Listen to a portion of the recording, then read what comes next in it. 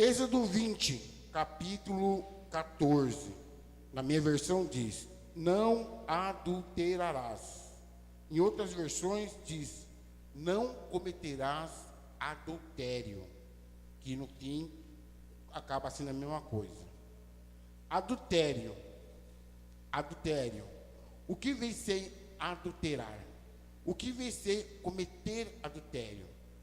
Eu fui no dicionário pegar o que a palavra adulterar significa. E adulterar quer dizer corromper, falsificar, enganar. E adultério, a principal revelação da palavra adultério é violação da fidelidade conjugal. Adultério é isso, irmãos. É quebrar aquela aliança entre o homem e a mulher.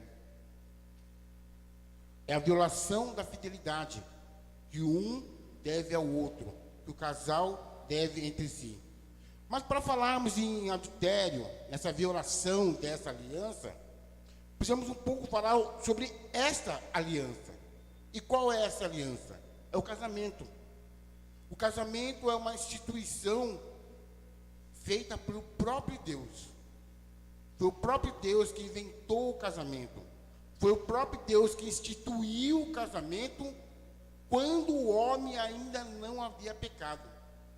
Quando o homem ainda não conhecia a queda. Quando o homem ainda não havia comido o fruto proibido. Quando o homem andava nu pelo Éden, despreocupado.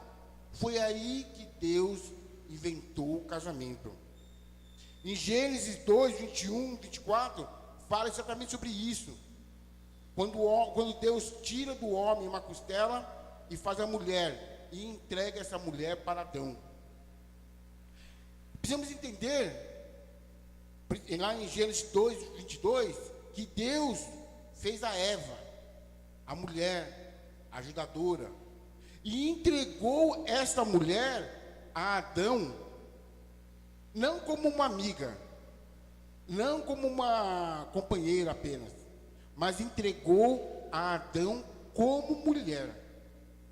Então Adão recebeu de Deus uma companheira, não apenas uma amiga, para lhe desfrutar os dias no paraíso, mas uma mulher, para desfrutar e compartilhar tudo de bom com essa mulher, para realmente se unir a essa mulher. Não foi apenas uma amiguinha, foi alguém que Deus preparou para ser cara metade do homem. E interessante que nós ainda vendo esse texto em Gênesis 2, 25, mostra a inocência dessa união, mostra a inocência dessa instituição que Deus fez e como ela foi perfeito. E como nós vemos isso? Ambos estavam nus.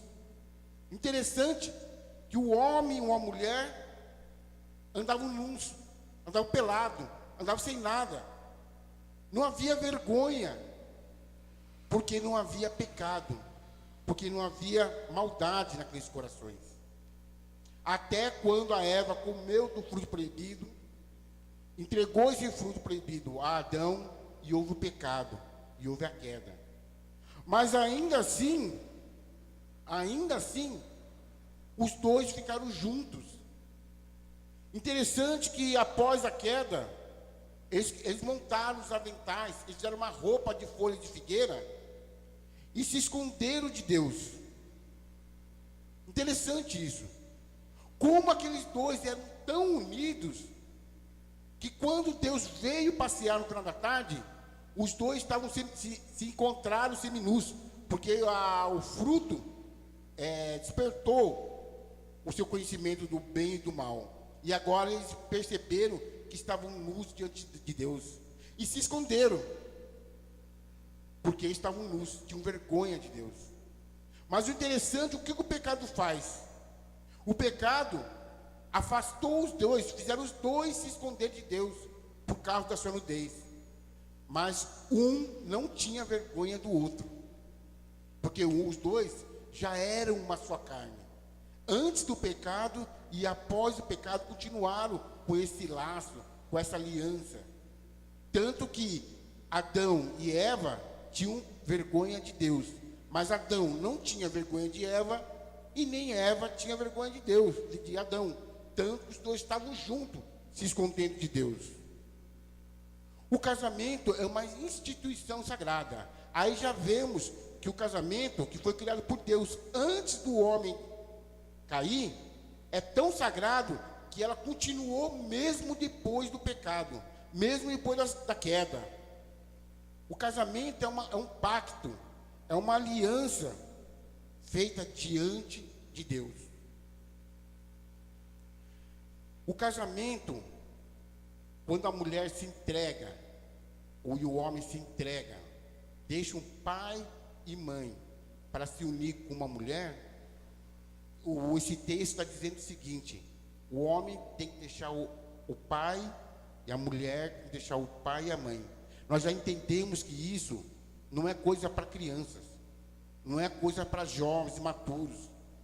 Deixar pai e mãe é que deixará os seus pais e suas mães e andará pelas suas próprias pernas, andará conforme a vontade sua e do seu cônjuge. Então nós temos que entender que muitas vezes nós vemos jovens, nós vemos crianças até de 12, 13 anos, com aquele sonho de amor, com aquele sonho de casamento, mas o casamento não é para crianças. O casamento é responsabilidade. O casamento tem um peso a ser, tem um preço a ser pago. Então nós não podemos concordar muitas vezes que crianças, naquele seu sonho juvenil, largue pai e mãe para se unir, porque isso é uma coisa muito séria. Casamento é algo para uma vida inteira, é um pacto que você faz diante de Deus, é uma união que você faz diante de Deus. E como no Antigo Testamento, todas as grandes alianças feitas diante de Deus eram firmadas com derramamento de sangue. Tem uma passagem em que o Senhor faz uma aliança com Abrão e manda matar os animais, e o Senhor passa pelo meio dos animais. Tudo que era firmado diante de Deus, havia derramamento de sangue. E o casamento, como era uma aliança, como era um pacto diante de Deus, também era selado com derramamento de sangue. Era um derramamento de sangue que selava a união do casal. Era um derramamento de sangue que fechava o pacto do casal diante de Deus. Tanto que os pais recolhiam o lençol da noite nupcial e guardavam o lençol para provar. Tanto que houve que o casamento foi consumado, como também provar que a noiva, que a filha eram puras, eram virgens. O que serve espiritualmente a união entre um homem e uma mulher não é o pastor, não é o juiz de paz, mas sim quando o homem se une à mulher e se torna uma só carne. É esse ato que espiritualmente liga, une, sela o pacto que o homem e que a mulher fizeram diante de Deus. E que pacto é esse? De se amarem mutuamente, se cuidarem mutuamente. Satanás, quando tenta destruir o casamento, ele não está preocupado com o amor que você sente para a pessoa. Satanás não está preocupado se você ama ou não ama aquela pessoa. O que Satanás quer fazer quando ele quer destruir um casamento é destruir o pacto que você fez diante de Deus.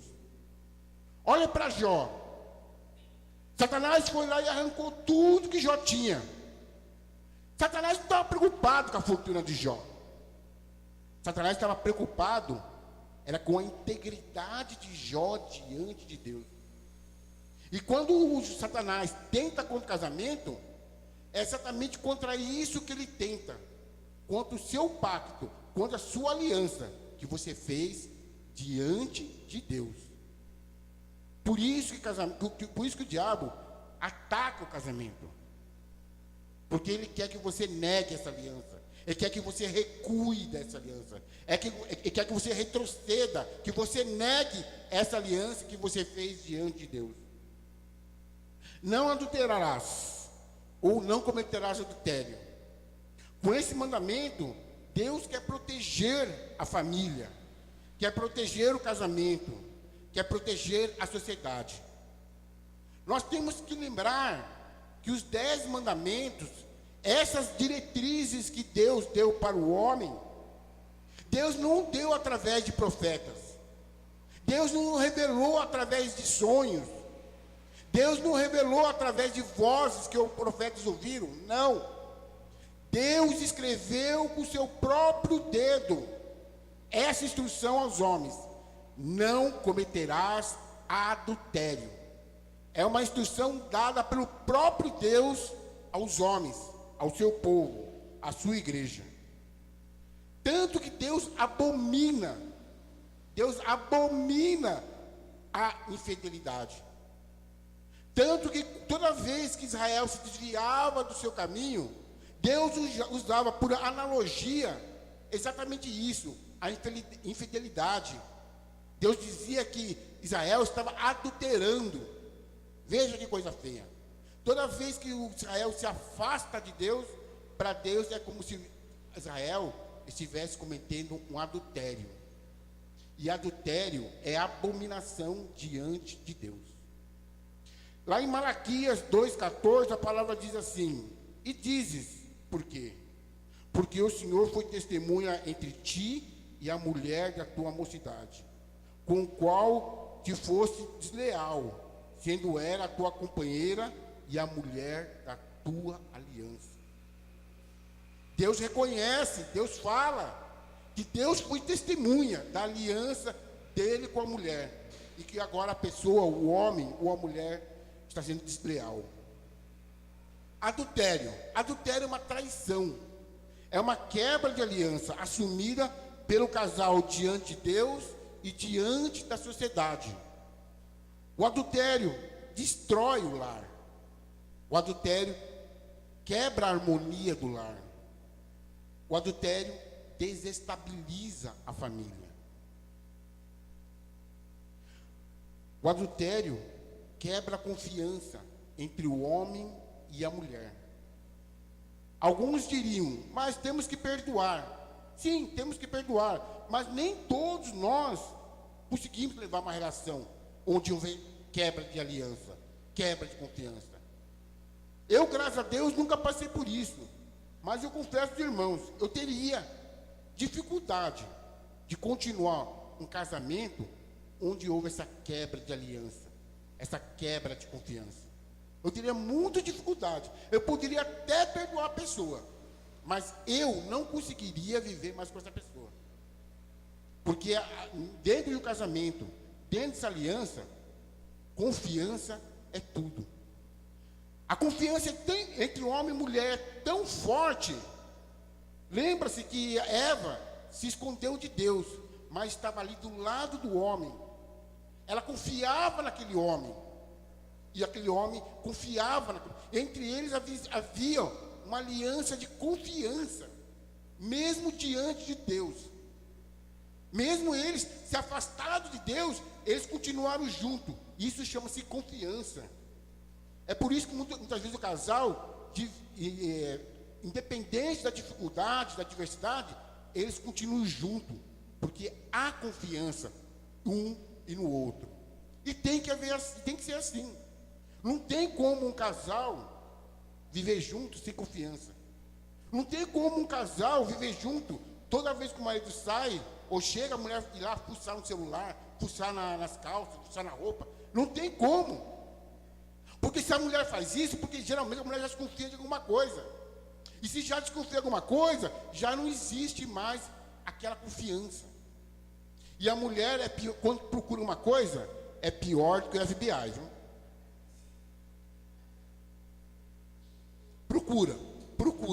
Procura até que acha, se houver alguma coisa.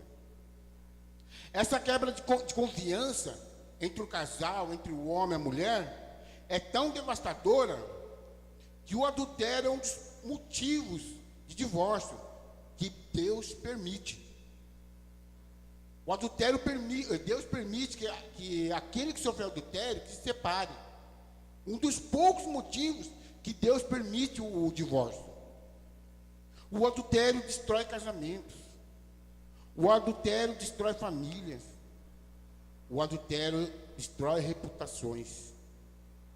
O adultério destrói vidas. O adultério destrói o sonho dos filhos. O adultério destrói pessoas, machuca, fere. Quem já foi, quem já passou, quem já foi rejeitado dessa maneira, sabe a dor que é ser traído. Sabe o quão profundo é essa chaga, esse machucado de ser rejeitado, de ser trocado para o outro. Quem já passou por isso sabe a dor que é você entregar o melhor de si para uma pessoa. Entregar tudo que você tem e receber em troca traição, mentira. Verificar que a pessoa te trocou por uma outra pessoa nem considerou o teu amor, a tua dedicação. Isso machuca profundamente. Essa rejeição cria feridas na alma que demorarão muito tempo para serem curadas. Em Provérbios 5, Salomão fala muito sobre isso, sobre tomarmos cuidado, sobre nós não andarmos por caminhos que não são corretos, que nós vigiarmos os nossos olhos, por nós permanecermos com aquela mulher da nossa mocidade, do nosso começo, aquela que nós amamos, adoramos, aquela que na nossa juventude nós olhamos com olhos de amor e pegamos para nós. O adultério, o pecado do adultério, não começa, não é apenas quando o ato é consumado. O pecado do adultério começa muito antes. Jesus, em Mateus 5, 28, ele é muito claro nisso. Mateus 5, 28.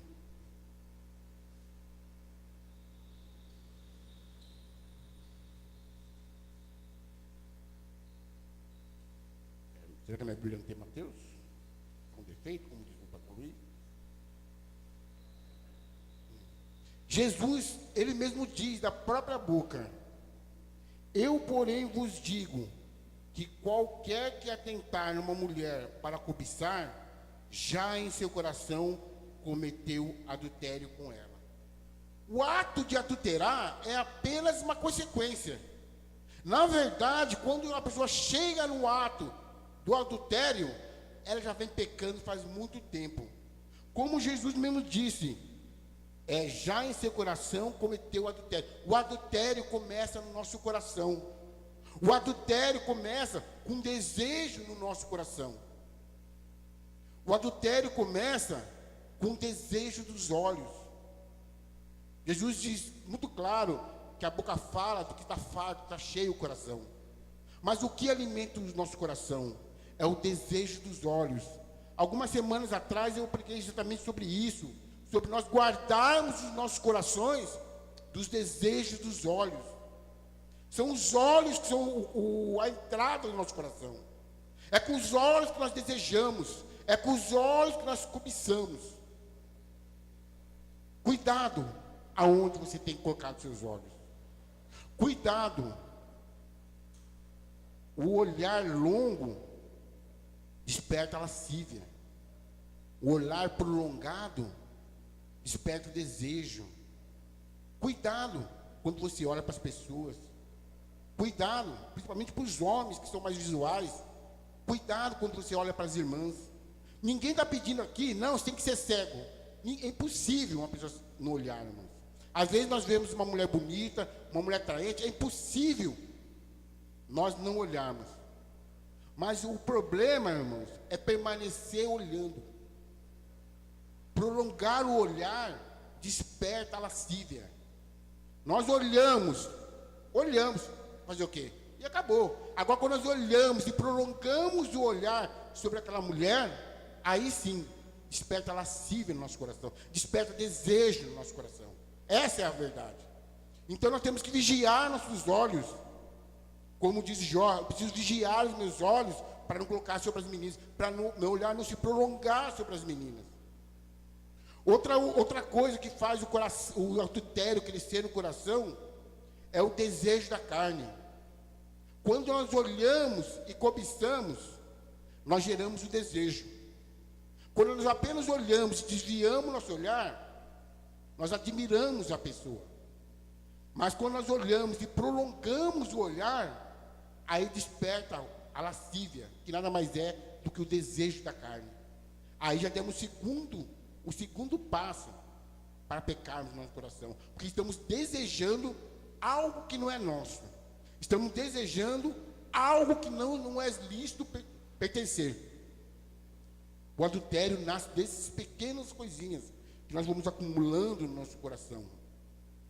O adultério também, o pecado, nasce no coração quando nós temos a soberba da vida. O que vem ser a soberba da vida? E isso é principalmente para as mulheres. Cuidado com os elogios.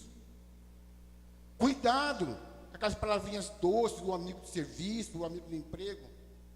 Não é para ninguém rejeitar o elogio.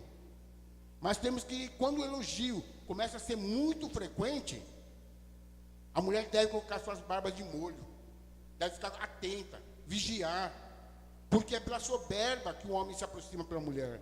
Que soberba que é essa? Por elogios, por palavras doces, por enaltecer a beleza da mulher, tornar a mulher vaidosa. A mulher se sente amada, se sente querida, a mulher se sente desejada. Isto é a soberba da vida. Nós precisamos guardar nossos corações disso também, porque isso é o terceiro passo para o pecado do adultério. Quem adulterou, com certeza, passou por esses três processos. Olhou, cobiçou, desejou e se achou poderoso para ir lá e conquistar, para ter aquilo que não é lícito ter. Outra coisa que nós devemos também guardar nos nossos corações, eu comentei isso semana passada, mas sempre vale a pena comentar isso. Nós devemos guardar nosso coração da cultura desta geração. O que vem ser cultura desta geração? É tudo aquilo que a geração acha que é certo, que é correto. Independente que a palavra de Deus, que é uma verdade eterna, diz que é pecado. Mas a geração acha que é correto.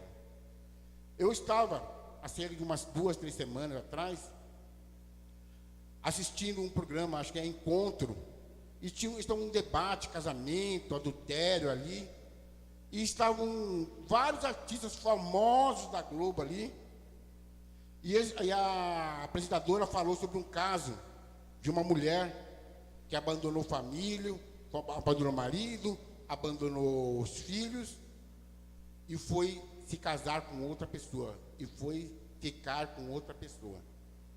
E ali, eles conversando ali, aí ele se levantou uma atriz famosa, não me pergunte o nome, mas deve ser famosa, está na novela das 8.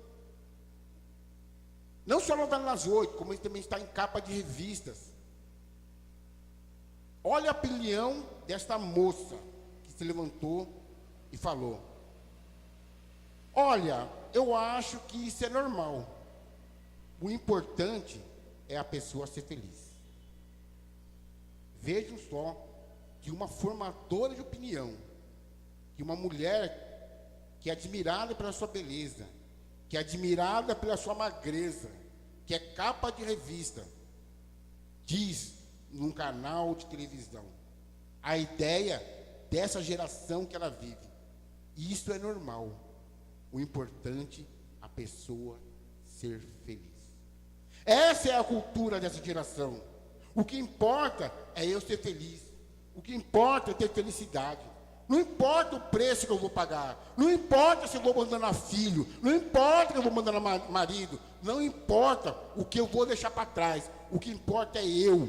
O que importa é eu ser feliz. O que importa é os meus sentimentos. O que importa é o que eu quero. Só que as pessoas esquecem de uma coisa.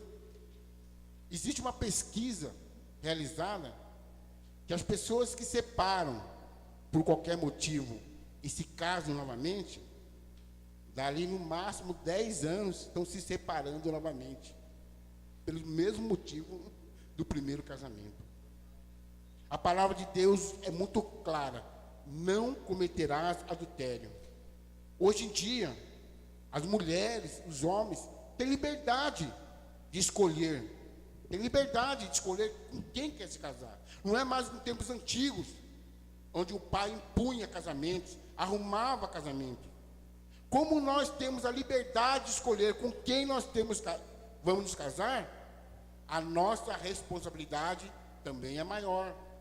Nós também somos responsáveis pelas nossas escolhas. Muitas vezes nós escolhemos apenas pela aparência. Muitas vezes nós escolhemos apenas pela beleza, pelo poder financeiro. Mas isso é errado. Principalmente para as mulheres. Precisam escolher, buscar um pouquinho mais. Antes mesmo da aparência, do poder financeiro, procure conhecer o caráter dessa pessoa. Porque beleza vai embora, dinheiro se acaba. O que vai ficar no casamento é o caráter. É o caráter que vai fazer aquela pessoa ser fiel a ti, independente das circunstâncias. E nós homens, nós temos um recado especial de Deus para nós. Está lá em Provérbios, que eu não me lembro agora qual provérbio, mas é um recado de Deus especial para o homem que quer se casar. Deus fala através de Salomão: a fazenda e a herança vem dos pais, mas a mulher prudente vem do Senhor. O homem que quer se casar precisa orar para Deus enviar a mulher, porque nós não sabemos escolher. Nós olhamos para o físico, nós olhamos para a beleza, nós olhamos para um rosto bonito, nós olhamos para um corpo bonito, nós olhamos tantas coisas e muitas vezes deixamos de ver o principal. Se é uma mulher prudente, se é uma mulher sábia, se é uma mulher de Deus. Vamos procurar guardar essa palavra no nosso coração. Não importa que essa geração diz que isso é antigo. Não importa que essa geração diga que isso é antiquado. O que nós temos que esquecer, que um dia Deus se preocupou de escrever com a própria mão: não cometerás adultério. E se Deus escreveu isso, havia um motivo muito sério para isso. E nós, como servos de Deus vivo, nos cabe a obedecer a esse mandamento do Senhor, que nada mais é uma verdade eterna e uma sociedade em constância mudança. Eu agradeço a oportunidade, em nome do Senhor Jesus.